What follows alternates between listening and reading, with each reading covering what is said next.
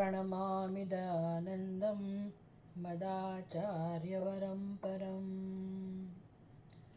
ॐ सदाशिवसमारम्भां शङ्कराचार्यमध्यमाम् अस्मदाचार्यपर्यन्तां वन्दे गुरुपरम्पराम्। ॐ अथातो ब्रह्मजिज्ञासा जन्माद्यस्य यतः शास्त्रयोनित्वात् तत्तु समन्वयात्। ब्रह्मसूत्रमा चतुस्सूत्री चौथું સૂત્ર તત્તુ સમન્વયાત। પહેલો અધ્યાય, પહેલો પાદ, અધિકરણ ચોથું અને સૂત્ર પણ ચોથું। એ પુસ્તક જે છે એમાં પેજ નંબર 175।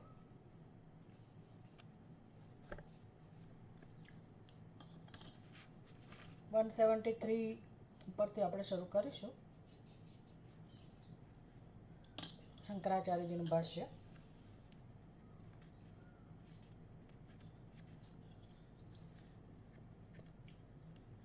તો મુખ્ય જે ચર્ચા ચાલી રહી છે એ હંમેશા આપણે યાદ રાખવાનું છે કે આ ચોથા સૂત્રનો વિષય શું છે। આમ તો બ્રહ્મસૂત્ર એટલે બધા જ સૂત્રનો વિષય એક જ હોય, અને એ છે કે બધા ઉપનિષદોનો સાર, બધા જ ઉપનિષદોનું જે કહેવું છે, સમન્વય બધા ઉપનિષદોનો, કે બધા ઉપનિષદોને એક જ વાત સમજાવવી છે, અને એ છે કે સર્વમ ખલુઇદમ બ્રહ્મ, કે પરમાત્મા એકમાત્ર સત્ય છે। હવે આ એટલી ઊંચાઈની વાત છે, કારણ કે પરમાત્માનું સ્વરૂપ, ભલે પરમાત્મામાં કોઈ માનતું હોય કે ના માનતું હોય, પણ છતાંય કદાચ પરમાત્મા હોય તો કેવો હોય કે આપણે જે અનુભવીએ છીએ એવો તો ના જ હોય। અને તો પછી આપણા અનુભવનું શું? સૃષ્ટિમાં બધા જ જીવોનો જે અનુભવ છે એ અનુભવ તો એવો છે કે જેમાં કે પરમાત્માનું સ્વરૂપ જણાતું નથી। એટલે પરમાત્મા હોય તો આનંદ સ્વરૂપ જ હોય, મુક્ત જ હોય, પૂર્ણ જ હોય, અને એવો ભગવાન હોય તો જ આપણે સ્વીકારીએ, કોઈને પણ સ્વીકારીએ। કદાચ ભગવાન હોય તો પણ એ ભગવાન આનંદ સ્વરૂપ હોય તો જ સ્વીકાર્ય હોય, અને કમસે કમ એવું કદાચ ના હોય તો પણ આપણને હંમેશ માટે દુઃખમાંથી છોડાવે, એવો તો હોવો જ જોઈએ। હા, આ બધા આપણા ખ્યાલ છે પરમાત્મા વિશેના, એને એક આપણે વ્યવહારિક સત્યતા આપીએ છીએ, એની ના નથી, પણ કદાચ એવું કંઈ સત્ય હોય, જેમ શ્રુતિ કહે છે, વેદ કહે છે કે સર્વમ ખલુઇદમ બ્રહ્મ એકમેવા દ્વિતીયમ, જો એક જ પરમાત્મા હોય, પરમાત્મા સિવાય કશું ના હોય, જો એ સત્ય હોય, અને એ સત્યને જો આપણે જાણી શકીએ એમ હોઈએ, એ જાણી શકાતું હોય એવું સત્ય હોય, તો એનો અર્થ એ થયો કે જીવના જેટલા પણ પ્રશ્નો છે,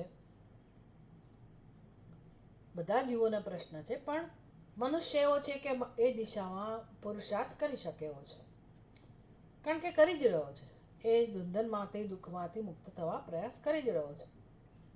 તો એ જીવને સફળતા મળી જાય જો એ શાસ્ત્રના કહેવા પ્રમાણે એ સત્યને પ્રાપ્ત કરી શકાતું હોય, અને જીવનમાં એ આવા સત્યને પ્રાપ્ત કરવા માટે પુરુષાર્થ કરે તો એની બધી સમસ્યાઓનો ઉકેલ આવી જાય છે। અને શાસ્ત્ર તો અનુભવની પણ વાત કરે છે। શ્રુતિ, યુક્તિ અને અનુભવ, ત્રણ પ્રકારે શાસ્ત્ર ચર્ચા કરતું હોય છે, કે શ્રુતિમાં તો આવી વાત છે જ, યુક્તિપૂર્વક પણ આપણને સમજાવે, યુક્તિપૂર્વક પણ આપણે આ બધું સમજી શકીએ કે શ્રુતિ કહે છે વાત સાચી, અને ઘણા વિદ્વાનોએ આ સત્યને જાણી લીધું, તો જાણ્યા પછી કંઈ મૃત્યુ પામે એવું નથી. એ જાણી લીધા પછી એ જીવન જીવ્યા છે અને પોતાનો અનુભવ એમણે પ્રગટ કરેલો છે. એ શ્રુતિની પરંપરામાં પણ છે.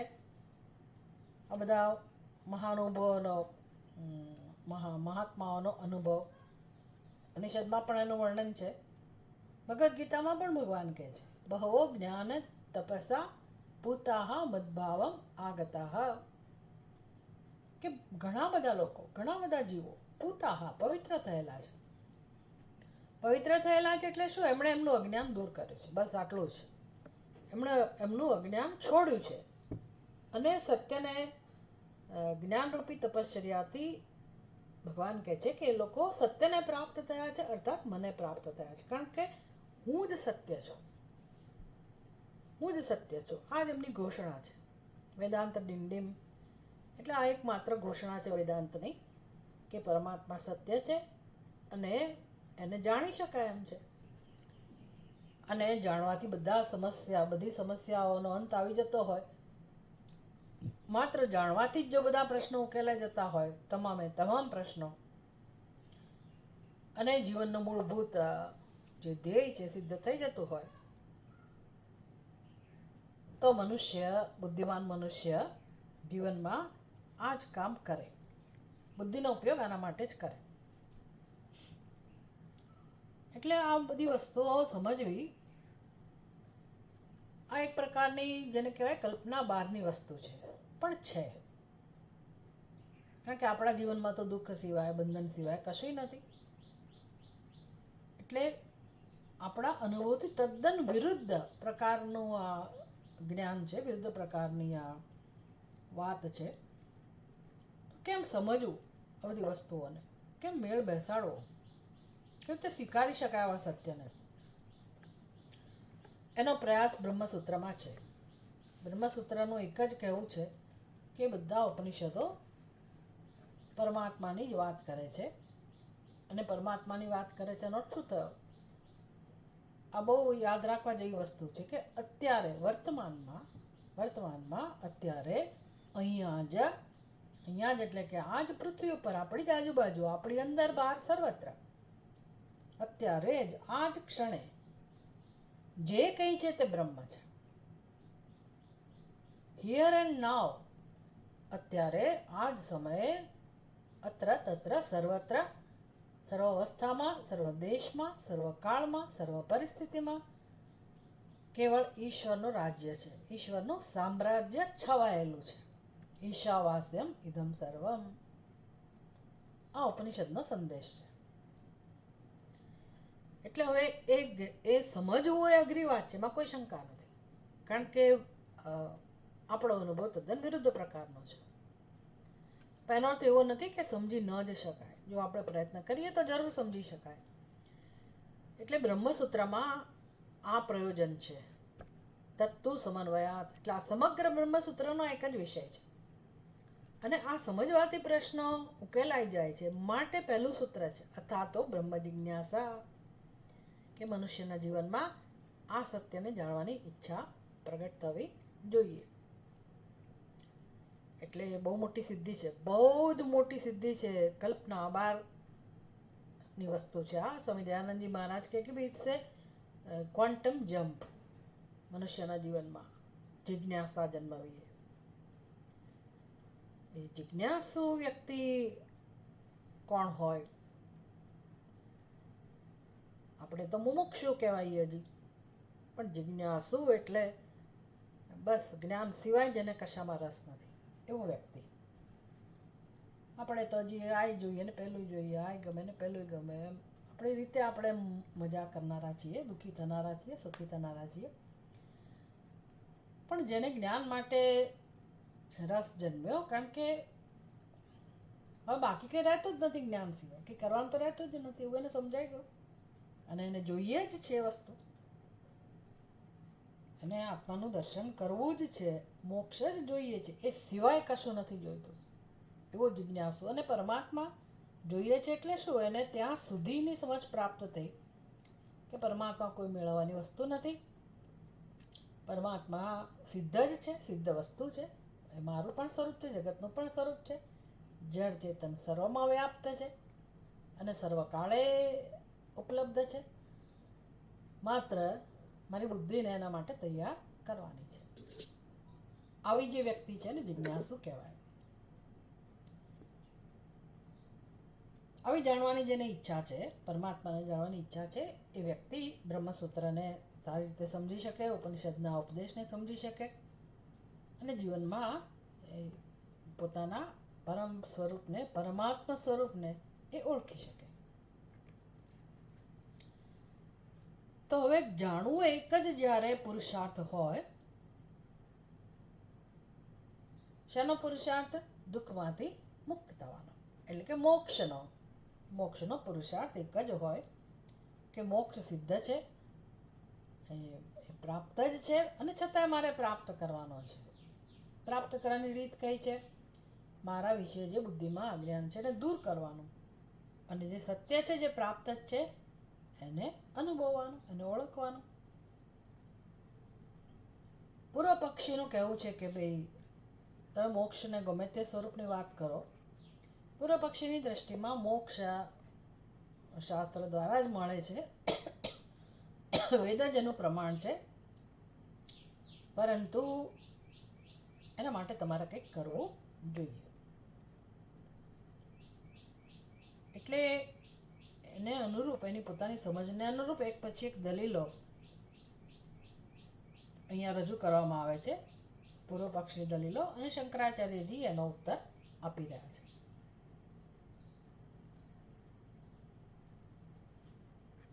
તો હવે નવો વિષય તો એકનો એક જ છે, પણ એમાં એના સ્તર બદલાય છે કે ભાઈ હવે ચલો ઉપનિષદના વાક્યો કર્મમાં કોઈ રીતે જોડી શકાય એવા નથી, અથવા તો જ્ઞાન પ્રાપ્ત થયા પછી પણ કોઈ કર્મની સાથે સંબંધ નથી, બધું સમજાયું ભાષ્યકારે, અને છતાં હજી એક એવા પૂર્વ પક્ષને જવાબ અપાઈ રહ્યો છે કે જેમનું કહેવું છે કે કંઈક ઉપાસના, કંઈક સ્તરની ઉપાસના તમારે માનસિક રીતે તો એના માટે તૈયાર થવું પડે. એ ઉપનિષદમાં પણ પાછી ઉપાસનાઓ છે, એટલે એનો આધાર લઈને હવે આપણને વસ્તુ સ્પષ્ટ કરવામાં આવે છે. તો ન્યાય સૂત્ર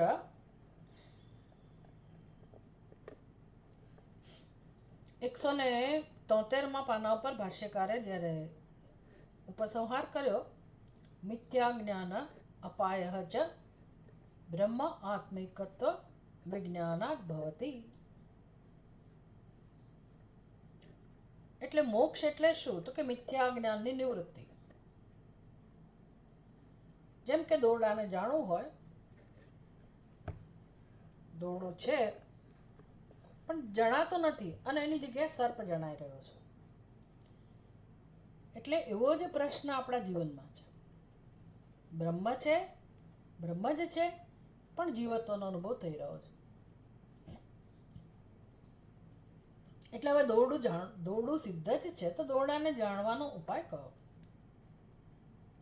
કે સર્પને દૂર કરવા માટે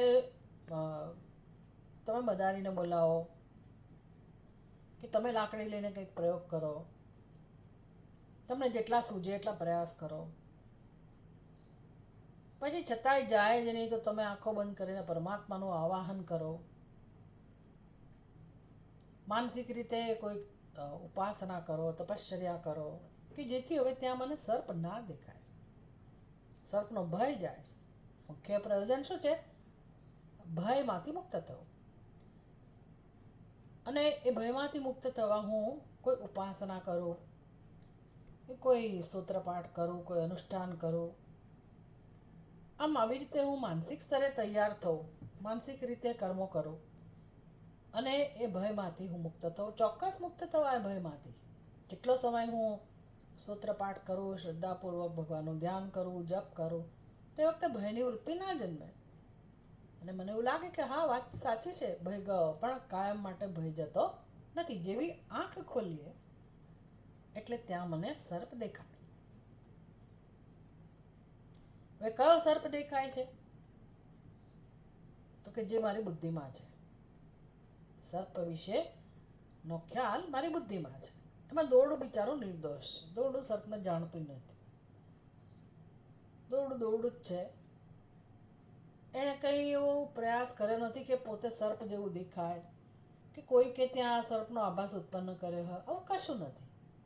પ્રશ્ન ક્યાં છે, મુશ્કેલી ક્યાં છે? કેવળ અને કેવળ મારી બુદ્ધિમાં રહેલો ખ્યાલ, જે વસ્તુને અનુરૂપ નથી. વસ્તુને અનુરૂપ મારી બુદ્ધિમાં ખ્યાલ હોય તો એ દોરડું છે એવો નિશ્ચય હોવો જોઈએ, પણ એવો નિશ્ચય નથી. એને કહેવાય મિથ્યા જ્ઞાન, એને કહેવાય અધ્યારોપ, એને કહેવાય ભ્રમ.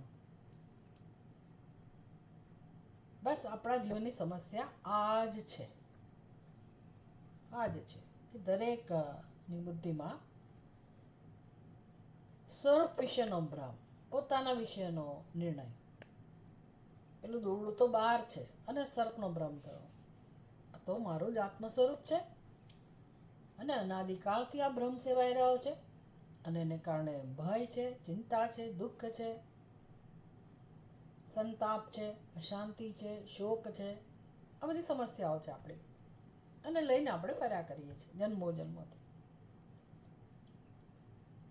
જન્મવા પાછળ પણ એ જ કારણ છે કે કેમ હું મુક્ત થઉં. અને જન્મ્યા પછી આપણે ખૂબ બધો પ્રયાસ કરીએ છીએ. કયો મનુષ્ય દુઃખમાંથી મુક્ત થવા પ્રયાસ નથી કરતો? બધા જ કરી રહ્યા છે, પણ મુક્તિ મળતી નથી.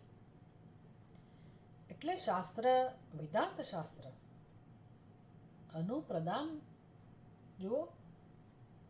વેદાંત શાસ્ત્ર માત્ર આપણી ભૂલ તરફ આપણું ધ્યાન દોરે છે કે તમને કેમ મુક્તિ નથી મળતી, કેમ તમારા જીવનમાં શાંતિ નથી, કેમ સંતાપ દૂર થતો નથી.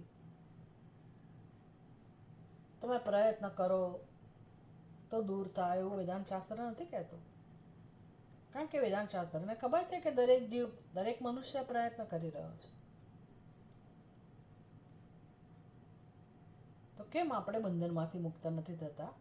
વેદાંત શાસ્ત્ર કહે છે કે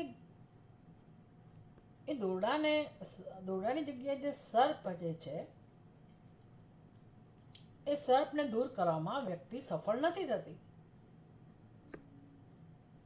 એના જેવું જ આપણો પ્રશ્ન છે. આપણે સફળ નથી થતા. કેમ? તો કે તમે એ સર્પને દૂર કરવા ગમે તેટલા પ્રયાસ કરશો તો સમસ્યા વધવાની જ છે, અશાંતિ વધવાની જ છે. કેમ? તો કે ત્યાં સર્પ છે જ નહીં. સર્પ છે જ નહીં. એનો અર્થ એવો થયો કે ભયનું કોઈ કારણ જ નથી. અને આપણા હૃદયમાં ભય છે. કેમ? તો કે મને સર્પ જ જણાય છે. અને પ્રયત્ન જેટલા થાય છે ભયને દૂર કરવાના, એ શેમાંથી જન્મે છે? તો કે મને જે જણાય છે સત્ય છે એ ખ્યાલમાંથી. સર્પ છે એ સત્ય બુદ્ધિમાંથી, એટલે કે એ નિર્ણયમાંથી બધા પ્રયત્નો જન્મે છે. તો એ બધા પ્રયત્નો સફળ થવાની સંભાવના જ નથી. કોઈ પણ પ્રયત્ન સર્પને દૂર કરી શકે એવો શક્તિશાળી નથી. એમ આપણા જીવનમાં જન્મો જન્મોથી ગમે તેવા સત્કર્મો, ગમે તેવા મહાન કર્મો હોય, ગમે તેવો ગાઢ પુરુષાર્થ હોય, ગહન પુરુષાર્થ હોય, પણ દુઃખમાંથી, બંધનમાંથી મુક્ત થઈ શકાય એવું નથી. વેદાંત શાસ્ત્ર કહે છે કે ભય ક્યારે મુક્ત થાય? સર્પના ભયમાંથી ક્યારે મુક્ત થવાય? તો કે પહેલાં એ વ્યક્તિને કોઈ કહે, કોઈ સમજાવે કે તું પહેલાં સ્પષ્ટતા તો કરી લે, ચેક તો કરી લે કે ત્યાં સર્પ છે કે શું. આપણને સર્પ ના દેખાતો, એ વ્યક્તિને સર્પ દેખાય છે. આપણે એને કહીએ કે જો તું પહેલાં જો, ધ્યાનથી જો, ત્યાં સર્પ નથી. મને ખબર છે કે ત્યાં દોરડું જ પડેલું છે ગઈકાલનું. અને વ્યક્તિને આપણી વાતમાં વિશ્વાસ આવે, એ આપણી સાથે આવે, આપણે એને બતાવીએ, પૂરતો પ્રકાશ ત્યાં ઉત્પન્ન કરીને આપણે એને દર્શન કરાવીએ કે જો અહીંયા શું પડેલું છે. ત્યારે એને સમજાય કે સર્પ માત્ર એની બુદ્ધિમાં રહેલો નિર્ણય હતો. જેને કહેવાય ભ્રમ, સર્પના વિષયમાં રહેલો ખોટો નિર્ણય, એને મિથ્યા વિજ્ઞાન કહો કે ભ્રમ કહો. એટલે ભયનું કારણ શું હતું? ભ્રમ.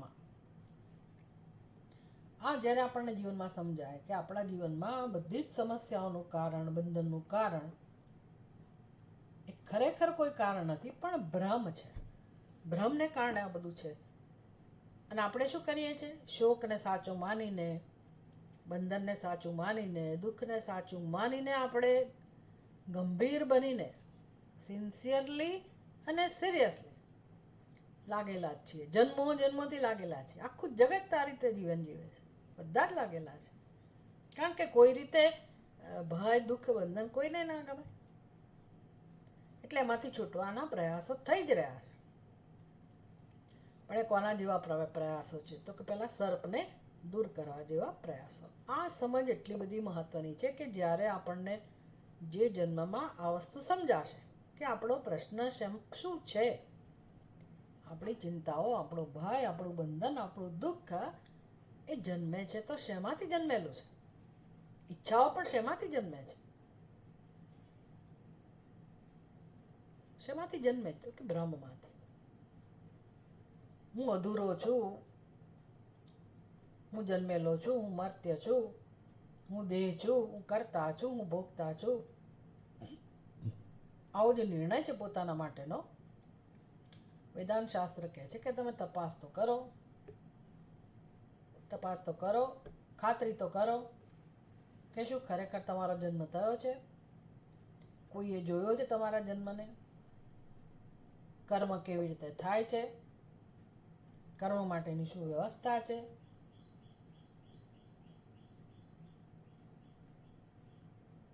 તમારા વિશેનો જે નિર્ણય છે એ સ્વરૂપને અનુરૂપ છે કે માની લીધેલો નિર્ણય છે? એ તમે પહેલાં ખાતરી કરો. આ દિશામાં જ્યારે આપણે વિચારવાનું શરૂ કરીએ, ઓફકોર્સ એના માટે ગુરુ, શાસ્ત્ર બધાની સહાય જોઈએ છે. અને જ્યારે આપણે ખરેખર એના વિશે વિચાર કરીએ તો પછી આપણે સાધક બન્યા એવું કહેવાય. બાકી સાધક એટલે આપણી બુદ્ધિમાં કેવું હોય? સફેદ કપડાં પહેરી લેવા, છોકરો હોય તો કાં તો એ લાંબા વાળ કરે, પેલું બાંધીને ફર્યા કરે, અંબોડો શું કહેવાય જટા અથવા મુંડન કરાવી નાખે, અને આપણે ચંદનના લપેડા કરીએ, તિલક કરીએ. એનું એક સ્થાન છે, નથી એવું નહીં, પણ એવું કરવાથી હું સાધક કહેવાઉં, મારી જાતને એવું લાગે કે હું સાધક છું, તો ઠીક છે. એ બધાની પાછળ જે વ્યવહારિક સત્ય હોય, પણ સાધક ખરા અર્થમાં કોને કહેવાય?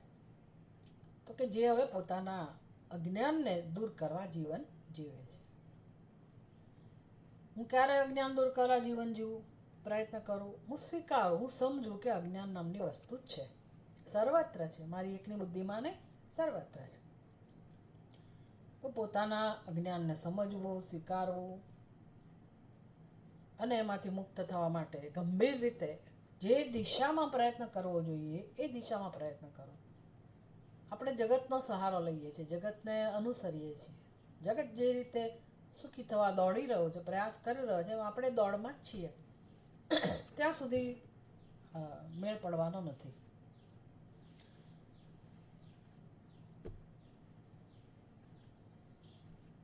એટલે બહુ પરિપક્વતાની જરૂર છે કે મૂળ પ્રશ્ન કયો છે? તો કે ભ્રમને દૂર કરવો. એટલે એ બહુ સુંદર રીતે ભાષ્યકારે સમજાયું કે મોક્ષનું સ્વરૂપ ખરેખર શું છે? તો કે પ્રતિબંધ નિવૃત્તિ. પ્રતિબંધ એટલે કયો પ્રતિબંધ? પોતાના સ્વરૂપ વિશેનો ખોટો ખ્યાલ, મિથ્યા જ્ઞાન, જેને ભ્રમ કહેવાય, જેને અધ્યારોપ કહેવાય, એની નિવૃત્તિ.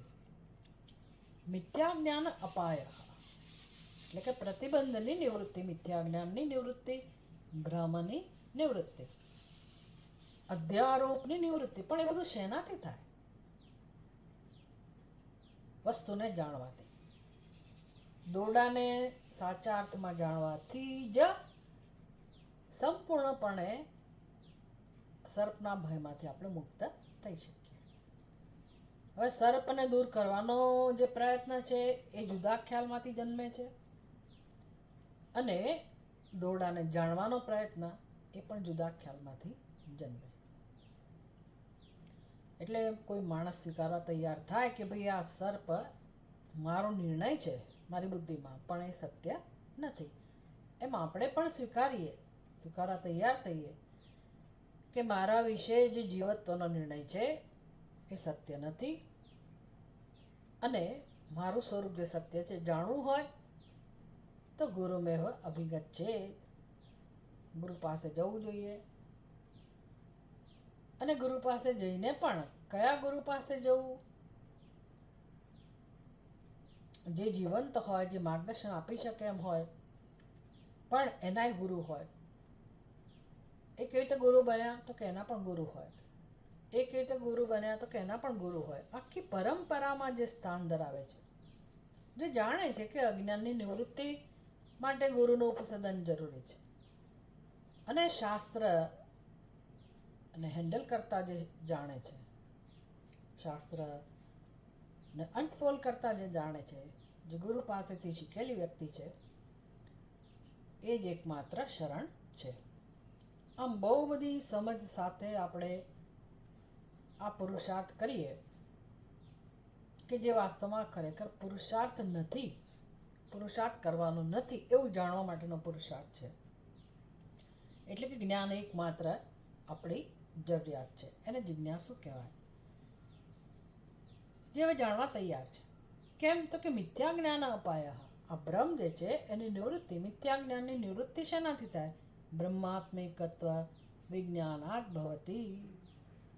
173 પાના ઉપર શંકરાચાર્યજીએ ઉપસંહાર કર્યો. બ્રહ્મ અને આત્મા એટલે આપણું જીવ સ્વરૂપ, જેને આપણે સમજીએ છીએ, જેને જીવ સ્વરૂપે સમજવામાં આવી રહ્યો છે, જે પોતાને જીવ માને છે. મને બીજા જીવ કહે છે તો બરાબર છે, પણ હું પોતે મને જીવ માનું છું. આ આપણા સામાજિક પ્રશ્નો જેવું નથી. ઘણા લોકોને દોષિત ઠેરવતા હોય વ્યક્તિ નિર્દોષ. તે વ્યક્તિ એવું કહે કે ભાઈ હું તો નિર્દોષ છું, લોકો મને આવી રીતે દોષિત સમજે છે. દરેકને આવું જીવનમાં થતું હોય કે મારો કંઈ વાંક નથી, હું તો નિર્દોષ છું, પણ મને ખોટી રીતે સમજવામાં આવે છે. આવો કંઈ આપણો પ્રશ્ન નથી. આપણો પ્રશ્ન કેવો છે? આખું જગત તો મને જીવ કહે છે, હું પણ મને જીવ કહું છું. આ તકલીફ છે. હું બીજાને પણ જીવ કહું છું, હું મને પણ જીવ કહું છું. એટલે અર્થ એ થયો કે કોઈ કોઈને જાણતું નથી કે કોઈ શું છે, પોતે શું છે, અને બીજું કોઈ પણ શું છે એવું કોઈ જાણતું નથી. બસ આમનામ અજ્ઞાન, સર્વત્ર અજ્ઞાન છે. હવે સર્વત્ર અજ્ઞાન તો આપણે દૂર ના કરી શકીએ. આપણે આપણા વિશેનું અજ્ઞાન દૂર કરી શકીએ. હા, એ ખરું, આપણું અજ્ઞાન દૂર કરીએ તો પછી હવે બીજે ક્યાંય પરમાત્મા સિવાય કશાનું દર્શન થવાની સંભાવના નથી રહેતી. એ આ જ્ઞાનનું સ્વરૂપ છે. એને કહે બ્રહ્મ એકાત્મ વિજ્ઞાનાત. એટલે કે જીવ અને બ્રહ્મ એવી કોઈ બે વસ્તુઓ નથી. બ્રહ્મ જ જીવ રૂપે અનુભવાઈ રહ્યું છે, અને એક જ છે. જીવ અનેક છે, અનેકતાનો અધ્યારોપ છે બ્રહ્મ ઉપર. આવું જ્યારે જ્ઞાન થાય, વિજ્ઞાનાત, પાંચમી વ્યક્તિ એક વચન, હેતુ બતાવો. વિજ્ઞાનાત, આવું જ્ઞાન પ્રાપ્ત થાય તો જ, આવું જ્ઞાન જ્યારે બુદ્ધિમાં પ્રગટ થાય તો જ પેલો જે જીવત્વનો નિર્ણય છે, ભ્રમ છે, એ જાય, અધ્યારોપ દૂર થાય, ભ્રમ દૂર થાય. બસ એટલી જ વાર છે. નામ જ મોક્ષ. ભ્રમની નિવૃત્તિ થવી એનું નામ જ મોક્ષ. અને ભ્રમની નિવૃત્તિ કેવળ જ્ઞાનથી જ થાય, એમાં કશું કરવાનું ના હોય. આ આપણે સમજવાનું છે. એટલે હવે નવી દલીલ ભાષ્યકાર એનો જવાબ આપે છે કે ભાઈ તમે એવું ના સમજશો કે અહીંયા કોઈ ઉપાસનાની વાત છે. એટલે કે અહમ બ્રહ્માસ્મિ, હું બ્રહ્મ છું એવું મારે જપ કરવાના હોય, ઉપાસના કરવાની હોય, અનુષ્ઠાન કરવાનું હોય અને બહુ દીર્ઘકાળ સુધી હું આંખો બંધ કરીને મારા મનને સમજાવું કે હું બ્રહ્મ છું, હું બ્રહ્મ છું, હું બ્રહ્મ છું, તો કદાચ એ ચિત્તની આપણી જે એકાગ્રતાનો અભાવ કહો કે કોઈ પણ એવી સ્થિતિ હોય એને દૂર કરવા માટે ભલે કદાચ એ અહંગ્રહ ઉપાસનાનું વિધાન હોય ઉપનિષદમાં, પણ આ જ્ઞાન જે છે એને ઉપાસનાને કોઈ સંબંધ નથી. જ્ઞાન તો જ્ઞાન જ છે. જેને સમજાય જાય એનું કામ થઈ ગયું. એટલે મોક્ષ માટે ઉપાસના રૂપી કર્મ થાય પછી જ મને બ્રહ્મનું જ્ઞાન થાય આવી કોઈ શરત નથી. એટલે ભાષ્યકાર કહે છે ન ચ ઇદમ બ્રહ્માત્મિકત્વ વિજ્ઞાનમ સંપદરૂપમ. હવે આપણે સમજવાનું છે ભાષ્યકાર શું કહે છે. ન ચ ઇદમ બ્રહ્માત્મૈકત્વ વિજ્ઞાનમ. જો પહેલાનું વાક્ય શું હતું? મિથ્યા જ્ઞાન અપાય ચ બ્રહ્માત્મિકત્વ વિજ્ઞાનાત ભવતી. આ મિથ્યા જ્ઞાન શેનાથી જાય? બ્રહ્માત્મિક એકત્વના. બ્રહ્મ આત્મ, આત્મ એટલે જીવ, જીવ અને બ્રહ્મનું એકત્વ. એકત્વ એટલે શું? જીવ અધ્યારોપ છે, બ્રહ્મ છે અને વસ્તુ એક જ છે બ્રહ્મ. એ રીતે એકત્વ.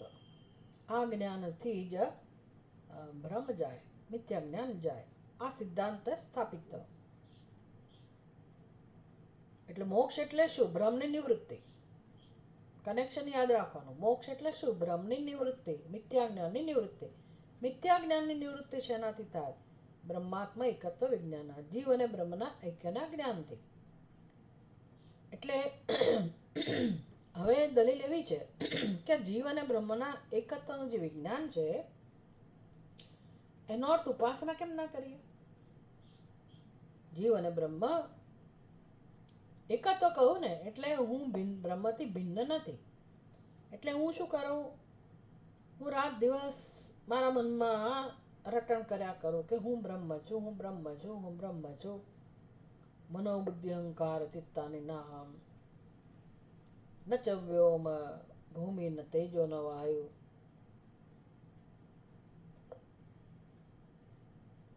ન ચ શ્રોત્ર જીહ્વે ન ચ ગ્રાણ નેત્રે ચિદાનંદ રૂપ શિવોહમ શિવોહમ બોલું તો એનાથી મને જ્ઞાન ના થઈ જાય? અને ઉપાસના કહેવાય. એટલે સંપદ રૂપમ, સંપદ એટલે ઉપાસના. તો આવી ઉપાસના તમે કર્યા કરો એનું નામ જ બ્રહ્મ એકત્વ વિજ્ઞાન. આવું કેમ ના સમજો? પૂર્વ પક્ષીની દલીલ એવી છે. એટલે કે આવી દલીલને ધ્યાનમાં રાખીને ભાષ્યકાર સમજાવી રહ્યા છે કે કોઈ એવું સમજે કે જીવ અને બ્રહ્મના એકત્વનું જે જ્ઞાન છે એ ઉપાસનાના અર્થમાં લેવાનું છે. તત્વમસી અહમ બ્રહ્માસ્મિ આ જે મહાવાક્યો છે, તો એનો અર્થ તમારે શું કરવાનો? તો કે ઉપાસના. બહુ દીર્ઘકાળ સુધી આ પ્રકારે ઉપાસના કરતા કરતા કરતા હું બ્રહ્મ છું એવું તમને અંદર ક્લિક થાય, પ્રગટ થાય, અને પેલા સંસ્કારો જતા રહે જીવાત્માના. આવું ઉપનિષદ નહીં કહેતું હોય. આ પૂર્વ પક્ષ છે કે આવી ઉપાસના છે, આવી ઉપાસનાથી ભ્રમ જાય. આ દલીલ છે એમની. એટલે ભાષ્યકાર કહે છે કે નચ ઇદમ વિજ્ઞાનમ. આ જે વિજ્ઞાન છે, કોનું વિજ્ઞાન? કોનું જ્ઞાન? બ્રહ્મ એકત્વ. બ્રહ્મ અને જીવ આ બંનેના એકત્વ વિશેનું જે વિજ્ઞાન છે એ ઉપાસના નથી. સંપદ એટલે ઉપાસના. ન તત્ સંપદ રૂપમ. એ ઉપાસના નથી. ભાઈ દસમાને તમે એમ કહો કે તું દસમો છે, એટલે હવે એને સમજાય જ નહીં, સમજાય જ નહીં, સમજાય જ નહીં. અથવા તો એણે પોતાના વિશેનો નિર્ણય એને હવે બુદ્ધિમાં તૈયાર કરવાનો છે. હવે એકવાર કંઈ હું દસમો છું એ કહેવાથી થતું નથી. એટલે એને રટણ કર્યા કરવું પડે. હું દસમો છું, હું દસમો છું, હું દસમો છું. એનું ધ્યાન કરવું પડે. બહુ દીર્ઘકાળ સુધી એ પ્રકારે ધ્યાન કરે અને એને સમજાય કે હું દસમો છું. આવો પૂર્વ પક્ષ છે. આ દોરડું નથી, આ દોરડું નથી, આ દોરડું નથી, અરે આ સર્પ નથી, આ સર્પ નથી, આ સર્પ નથી, અને આ દોરડું છે, દોરડું છે, દોરડું છે, મને જ્યાં સર્પ દેખાય છે ત્યાં દોરડું છે, દોરડું છે, દોરડું છે.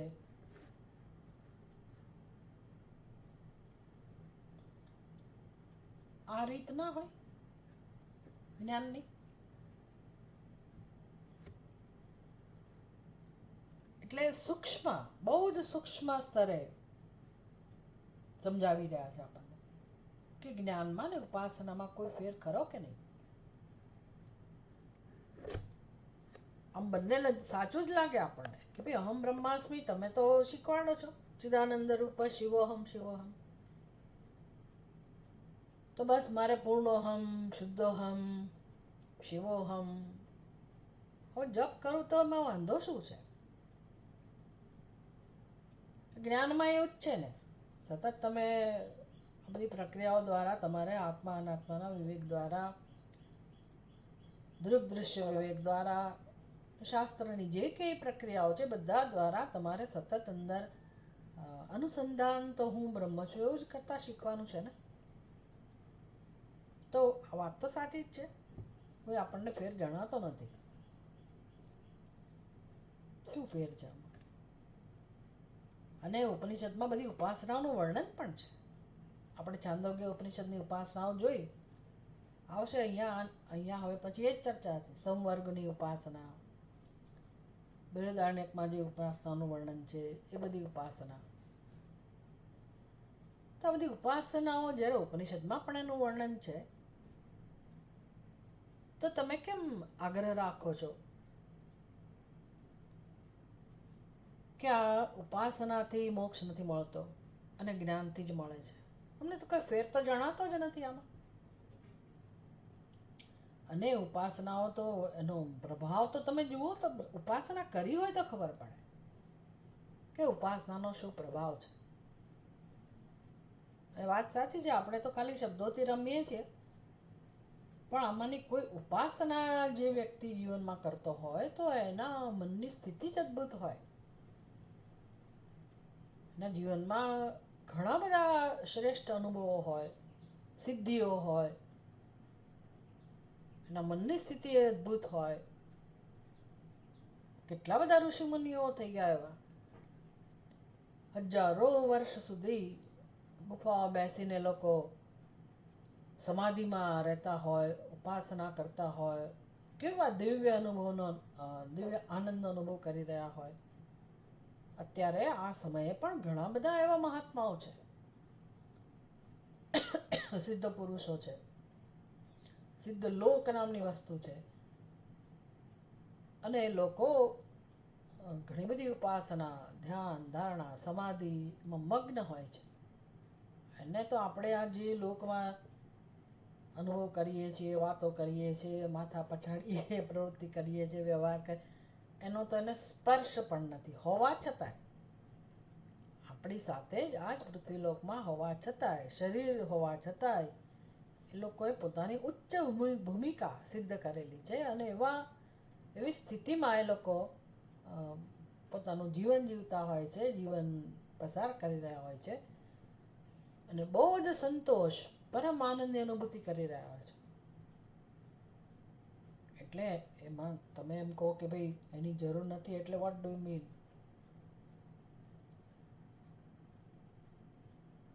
તો ભાષ્યકારને એવો કેવો આગ્રહ છે કે ના ના એવી ઉપાસનાનો આગ્રહ, એવી ઉપાસના કરવી એવો અર્થ પણ નથી થતો, એવો કેમ આગ્રહ છે? વેદાંતના વાક્યોનો, ઉપનિષદના વાક્યોનો તમે એક જ અર્થ કેમ કરો છો કે ના જ્ઞાન જ, બસ તમારે જાણવાનું જ છે? શું કામ એવો આગ્રહ રાખો છો? એટલે આ વસ્તુ જેને સમજાય એને સમજાય. કારણ કે આપણે તો આપણને કોઈ રસ્તો બતાવે તો આપણે એ ફોલો કરીએ, એવા વ્યક્તિને ફોલો કરીએ, વ્યક્તિને માન આપીએ, એને જ આપણે ખરા અર્થમાં સંત ગણીએ, મહાત્મા ગણીએ. કારણ કે આપણે બહુ જરૂર છે બધાની. આવું થવાનું, દુનિયામાં આવું ચાલતું હોય છે. અને એની સિદ્ધિઓ પાછી જબરજસ્ત હોય વ્યક્તિની. એ વ્યક્તિ ભલભલા દુઃખ દૂર કરી શકે, એ વ્યક્તિનું વ્યક્તિત્વ જેટલું પ્રભાવશાળી હોય એટલે આપણે જોઈએ તો આમ છક્ક થઈ જઈએ, આપણે એના પ્રભાવમાં જ આવી જઈએ. આમ તો કશું ખોટું નથી, દુનિયાવી સ્તરે બધાની જરૂર હોય છે, એટલે એની પણ એક સ્થાન છે, એનું પણ મહત્વ છે, એમાં કોઈ જ ના નથી. પણ જેને જ્ઞાન જોઈએ છે, જેને મોક્ષ જોઈએ છે, ખરા અર્થમાં મોક્ષ જોઈએ. મોક્ષ કોને કહેવાય એ સમજવાનું છે. એટલે આ બધાની પણ પહેલે પાર તમસઃ પરમ અર્કવર્ણમ પૂર્ણ સનાતન પદમ. મોક્ષ એ સ્વરૂપ છે. યદ ગત્વા ન નિવર્તન્તે તદ્ધામ પરમમ મમ. આ સ્વરૂપને જાણવાને મોક્ષ છે. જ્યારે આ બધી અવસ્થાઓ, આ ઉચ્ચ ભૂમિકા હજારો વર્ષ સુધી, હજારો એટલે અગણિત વર્ષો સુધી આપણે એવી સ્થિતિમાં જીવીએ, એવો આ પરમાનંદનો અનુભવ કરીએ. પણ ક્યારે અનુભવ કરી શકીએ? કંઈક લોકેશન, એટલે કે આપણને કોઈક અધિકરણ મળે ત્યારે. શરીર જોઈએ, ભલે સૂક્ષ્મ શરીરમાં રહીને કરતા હોઈએ, સો વોટ, પણ શરીર જોઈએ. અનુભવ માટે શરીર જોઈએ. એટલે હજારો વર્ષ સુધી જેનું મૃત્યુ ના થાય એવું શરીર, પણ શરીર જોઈએ. એક તો વસ્તુ એ, બીજું ભોગતા જોઈએ. એવો પરમાનંદનો અનુભવ કરાવનાર ભોગતૃત્વ અમારી બુદ્ધિમાં હોવું જોઈએ. મોક્ષ એટલે શું? મોક્ષની વ્યાખ્યા એટલે શું? તો કે ભોગતૃત્વ એ જ આવરણ છે, એ જ અધ્યારોપ છે, એ જ જીવત્વનું સ્વરૂપ છે, એ જ ભ્રમ છે. આ કર્તૃત્વ, ભોગતૃત્વ એ જ ભ્રમ છે, સંસારનું મૂળ છે. એમાં અનંતતા નથી, પૂર્ણતા નથી. અનુભવ છે પૂર્ણતાનો ભોગતૃત્વ દ્વારા. પણ અહીંયા તો આ ભોગતૃત્વનો નાશ કરનારી જે વસ્તુ છે એને જ્ઞાન કહેવાય. તો જીવત્વનો સંપૂર્ણપણે નાશ કરવો હોય તો આ ભોગતા, કરતા, કર્તૃત્વ, ભોગતૃત્વ, અહંકાર એનો નાશ થવો જોઈએ. એટલે દોરડાનું જ્યાં સુધી સાચું જ્ઞાન ના થાય ત્યાં સુધી હું ગમે તેવી તપશ્ચર્યા કરું એની બાજુમાં બેસીને, કે ક્યાંય પણ બેસીને, કે હવે મને ત્યાં સર્પ ન દેખાય, તો એ 100% સફળતા મળવાની સંભાવના નથી.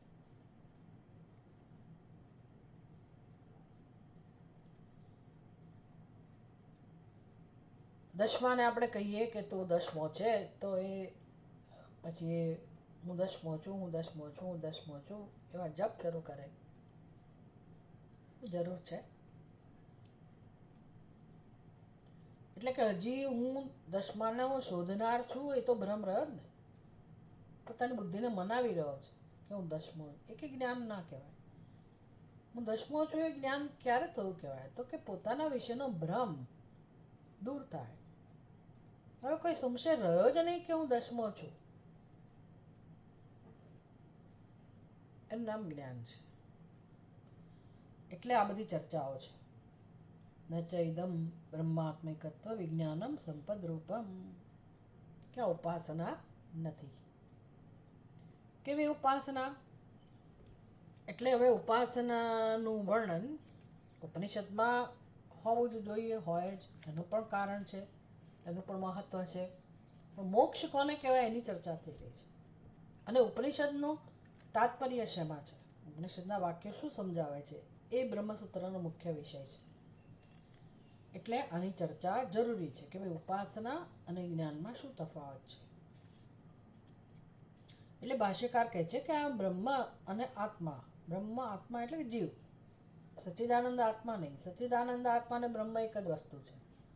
બ્રહ્મ શબ્દ પણ વપરાયો, આત્મા શબ્દ પણ વપરાયો, એનો અર્થ કે અને પાછું એકત્વ.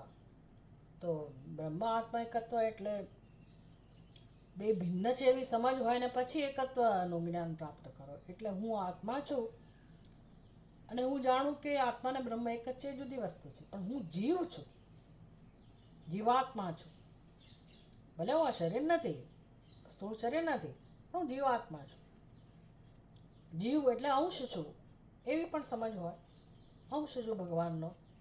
જ્યાં સુધી આ પ્રકારનું અંતર હોય, આ પ્રકારનો ભેદ હોય, ત્યાં સુધી બ્રહ્મ આત્મ એકત્વનું જ્ઞાન નથી. એટલે બ્રહ્મ આત્મ એકત્વ વિજ્ઞાનમ. બ્રહ્મ અને આત્માનો અર્થ કર્યો જીવ. જીવ અને બ્રહ્મ બે વસ્તુઓ ખરેખર છે જ નહીં. એક ભ્રમ છે, એક સત્ય છે. તો જે ભ્રમ છે એને ભ્રમ રૂપે જાણવાનું જ બાકી રહ્યું ને. તે ભ્રમને નિવૃત્ત કરવાનું. બ્રહ્મ ક્યારે નિવૃત્ત થાય? એના અધિષ્ઠાનને સત્યને જાણીએ ત્યારે. તો એ સત્યને જાણવું બ્રહ્મ એકત્વ વિજ્ઞાનમ. આ જે વિજ્ઞાન છે એ ઉપાસના જેવું નથી. ન સંપદ રૂપમ. એનું સ્વરૂપ ઉપાસના નથી. કઈ ઉપાસના? યથા અનંતમ વૈ મનઃ અનંતા વિશ્વદેવા અનંતમેવ સહ અલ્પ આલંબન અતિરસ્કારેણ ઉત્કૃષ્ટ વસ્તુ અભેદ ધ્યાનમ સંપદ. સંપદની વ્યાખ્યા કરી. સંપદ એટલે ઉપાસના. એની વ્યાખ્યા કરી ભાષ્યકારે. વ્યાખ્યા કોના આધારે છે?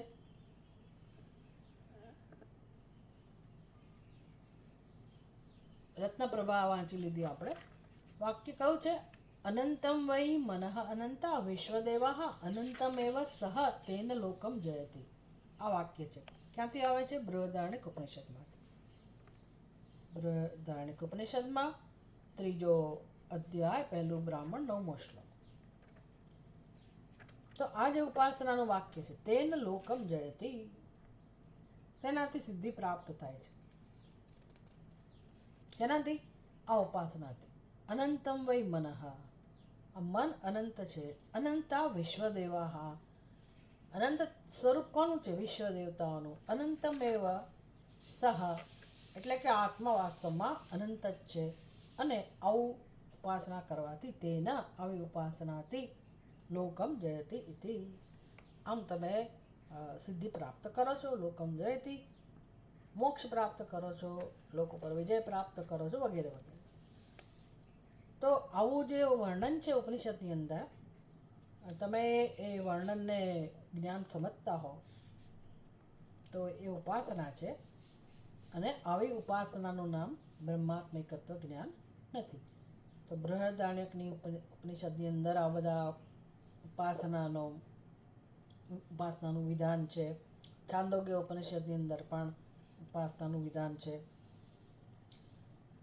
તો એ ઉપાસનાઓ વિશે હવે આપણે સમજવાનું છે. તો તમે લોકો તમારી પાસે બૃહદારણ્યક ઉપનિષદ અને છાંદોગ્ય ઉપનિષદ આ બંને લઈને બેસજો.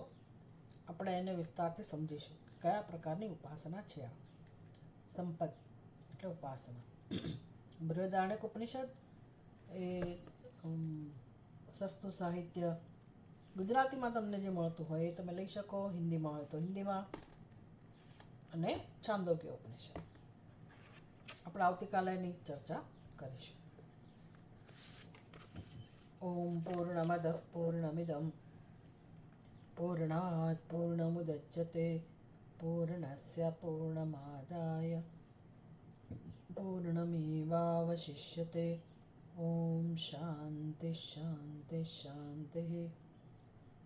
હરિ ઓમ શ્રી ગુરુભ્યો નમઃ. હરિ ઓમ.